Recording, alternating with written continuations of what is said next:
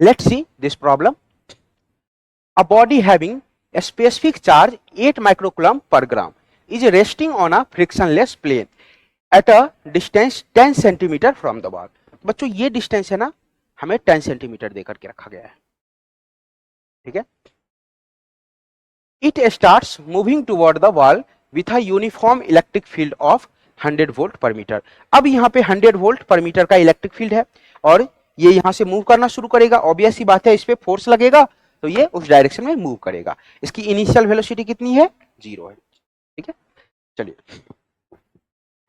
Toward the wall. If the collision of the body with the wall is perfectly elastic then the time period of the motion will be. तो बच्चों जैसे ही हम यहाँ पे electric field लगाएंगे तो ये इधर की तरफ एक्सलेट करेगा और एक्सलेट करके किसी टाइम स्टेट पे यहाँ पे पहुंच जाएगा.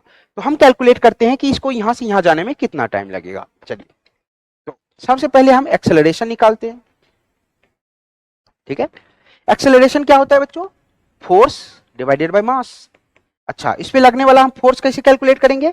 हम फोर्स को लिखेंगे इसका चार्ज इंटू इलेक्ट्रिक फील्ड, है ना.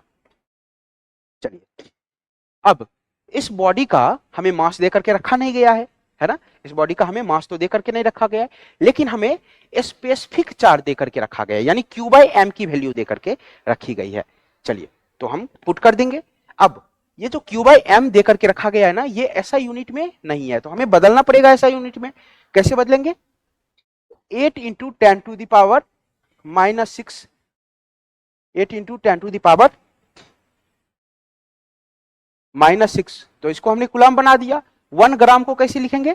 10 टू द पावर -3 किलोग्राम. तो ये कितना हो जाएगा? 8 into 10 to the power -3 coulomb पर किलोग्राम, ठीक है. चलिए, तो Q बाई एम की वैल्यू हमारे पास आ गई. चलिए, तो यहां से हम एक्सेलरेशन कैसे लिख सकते हैं बच्चों? Q बाई एम कितना हो गया अपना? 8 into 10 to the power -3 into electric field. Electric field कितना है? 100, ठीक है. तो ये कितना आ गया अपना? 8 इंटू 10 टू द पावर -1. तो एक्सेलरेशन की वैल्यू कितनी आ गई? 0.8 मीटर पर सेकेंड स्क्वायर. अब हमें डिस्टेंस दे करके रखा गया है, तो हम टाइम कैलकुलेट कर सकते हैं. टाइम कैसे कैलकुलेट करेंगे बच्चों? तो हम लिखेंगे s बराबर ut plus half at square, है ना. तो नाउ s बराबर ut plus half at square. हमें पता है इनिशियल वेलोसिटी कितनी है? 0. s की वैल्यू है 10 सेंटीमीटर, यानी कि 0.1 metre. This is equal to half. Acceleration जो है आपके पास 0.8 इंटू टाइम का स्क्वायर. चलिए, तो ये पॉइंट से पॉइंट को हम चाहे तो कैंसिल कर सकते हैं. 2 से इसको कैंसिल कर देंगे 4 टाइम में, तो हम लिख सकते हैं t square is equal to 1/4. तो t की वैल्यू कितनी आ जाएगी? 1/2 सेकेंड आ जाएगी, है ना. तो बच्चों यहां से यहां जाने में, यहां से यहां जाने में इसको कितना टाइम लगेगा? हाफ सेकेंड, है ना. तो वापस आने में भी उतना ही टाइम लगेगा, क्योंकि कॉलिजन कैसा है? इलास्टिक, है ना. तो जिस वेलोसिटी से टकराएगा उसी वेलोसिटी से वापस आएगा. तो इसको वहां वापस आने में भी कितना टाइम लगेगा? Half second. तो टाइम पीरियड कितना हो जाएगा?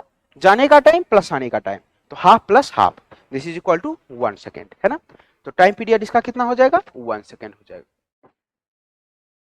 तो हम यहां से लिख सकते हैं टाइम पीरियड t बराबर 2 into half, this is equal to कितना? 1 सेकेंड, ठीक है.